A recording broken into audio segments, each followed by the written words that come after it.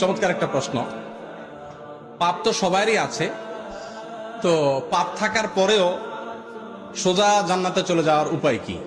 এটার উপায় হলো অটো পাস। এই যে করোনা ভাইরাসের কারণে স্কুলে ছেলেদেরকে, মেয়েদেরকে, আমাদের শিক্ষার্থীদেরকে অটো পাস করে দেওয়া হয়েছে না? তো আল্লাহ যদি এরকম অটো পাস টাস করে দেয় তাহলে একটা সুযোগ পাওয়া যেতে পারে। কিন্তু ভাইরা আমার, আল্লাহর কাছ থেকে অটো পাসের জন্য মৌলিকভাবে দুটি শর্ত। এক, শিরক মুক্ত ঈমান থাকতে হবে।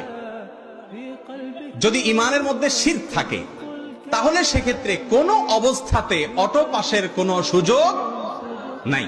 আল্লাহ রাব্বুল আলামিনের কাছে অটো পাস পেতে হলে যেই কাজটি করতে হবে তা হলো শিরক মুক্ত থাকতে হবে। শিরক করে যদি কেউ মারা যায়, আল্লাহ তাআলা আগাম ঘোষণা দিয়েছেন সে অটো পাসটা হবে না, সে সোজা কোথায় যাবে?